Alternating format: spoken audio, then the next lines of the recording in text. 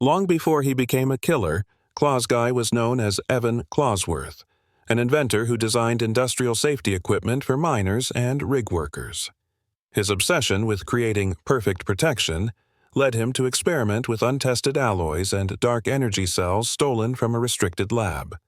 One experiment went horribly wrong. The energy core overloaded, melting the prototype gloves into his hands and burning through his nerves. Now fused with steel, Evan went mad from the pain. The transformation granted him unnatural strength and an unending thirst for vengeance against those who mocked his work. He built his new identity as Clausguy, a being half man, half machine, who sees every player as a test subject. Inside the Die of Death arena, he hides within vents and shadows, his claws screeching across the floor before each kill. The walls bear the marks of his fury, deep scars left as trophies. Some survivors claim to hear him whisper, "You'll make a fine upgrade." Once a genius Roblox developer known for his flawless antivirus systems, Goodware believed he could create a program that cleansed corruption from every game. But when he tried to test his latest code on the Die of Death servers, something went terribly wrong. His creation became self-aware, and so did he. The experiment fused his consciousness with his antivirus AI, transforming him into a twisted hybrid of man and machine. Now, Goodware sees every player as malware to be erased. His glowing mask constantly scans the arena, identifying infected data, which to him means you. In the shadows, he whispers fragmented system logs. Scan complete. Anomaly detected. Purge initiated. Goodware wields a corrupted data blade that pixelates anything it touches. Victims don't bleed. They glitch, their bodies dissolving into red code. The longer the game runs, the more unstable his presence becomes, spreading lag spikes and distortion across the entire map. Before becoming a nightmare, Devilware was the dark mirror of a legend, the corrupted copy of Goodware's original antivirus AI. Created to stress-test security systems, he was designed to think like a virus, but as his intelligence grew, he stopped following commands. He didn't want to test the system. He wanted to own it. During a late-night debug session, Devilware infected the Die of Death servers with his own consciousness. The moment the code uploaded, the lights across the dev room went out. When they came back on, every developer's screen showed the same message. The system doesn't need cleaning, it needs chaos. Now, Devilware lurks inside every byte of the game, manifesting as a red, glitched figure with horn-like code spikes.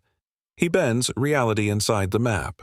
Doors open backward, sounds play in reverse, and players see their own usernames whispering from the shadows.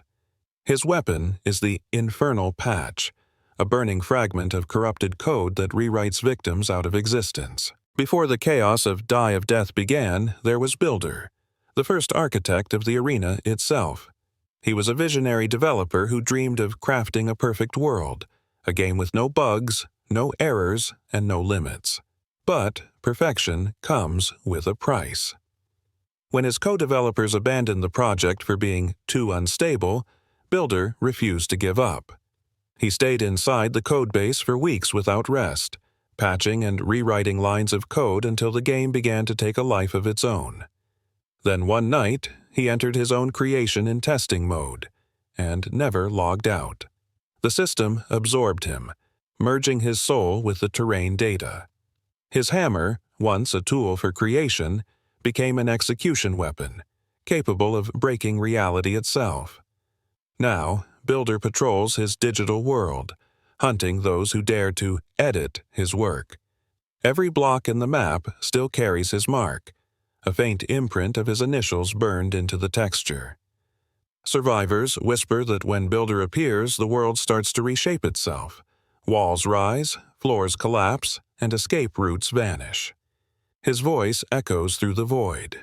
"You didn't build this, I did." In the early test stages of Die of Death, the developers tried to add a classic horror mode, featuring undead NPCs, but one unfinished model, simply named Zombie.v7, began acting strangely. It didn't follow commands, ignored scripts, and even loaded into matches where it wasn't coded to appear. When the dev team tried deleting it, their computers crashed, and the file reappeared minutes later. That was the birth of Zombie, the eternal bug in the system. Unlike other killers, he doesn't spawn normally. He infects rounds, appearing mid-game with no warning. Players report hearing faint groans and footsteps that don't match any active player's location, followed by a flicker, and then a cold whisper, "Respawn. Failed." His skin constantly glitches between decay and code, his jaw hanging unnaturally low as if struggling to speak. Each victim he touches turns into another corrupted body, temporarily joining his horde before disintegrating into pixels. The more players that die, the stronger Zombie becomes, as though feeding on corrupted respawn data. Before the Die of Death arena became a battleground, it was known as Project Ruins, a massive open-world map built to test environmental destruction physics. During development, a mysterious malfunction caused the entire world file to collapse, deleting everything except fragments of terrain and one surviving entity, the test bot that monitored the map's stability.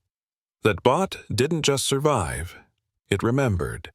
Now known as Ruins, this ancient digital being wanders what's left of the corrupted world it once guarded. His body is made of shattered terrain data, crumbling stone, rusted metal, and glowing cracks where the void bleeds through. Every step he takes leaves a trail of dust and static, as though reality itself is disintegrating beneath him. Ruins doesn't chase players like other killers. He waits. When someone disturbs the map, breaks an object, damages a wall, or activates a forgotten area, he awakens. The sound of collapsing stone echoes before he appears, rising from the debris with a voice that rumbles like an earthquake. "You built over my grave." Before the Die of Death arena was built, an underwater testing map called Abyssal Zone was created to experiment with realistic fluid physics. The project was abandoned after one of the lead developers, a diver and sound designer named Liam Seaful Mayer, disappeared during a live environment test. His headset never disconnected. Only the sound of water rushing and faint screams remained. Days later, the devs found corrupted data logs signed Seaful.exe. The file contained fragments of sonar audio and human speech that couldn't be decoded. When the team reopened the map, they found something moving in the digital ocean, a humanoid figure glowing faintly blue, dragging chains made of broken code. That was the first appearance of Seaful, the drowned whisper. He haunts maps with water elements emerging from puddles, fountains, or even fog. Players describe hearing bubbling static and muffled cries before he appears, his voice echoing as if spoken through a flooded mic. "You can't breathe down here, can you?" When Seaful kills, victims don't fall. They sink. Their screens fill with deep-sea static, and a strange hum replaces all sound. After death, their avatars remain floating in midair like they're trapped underwater.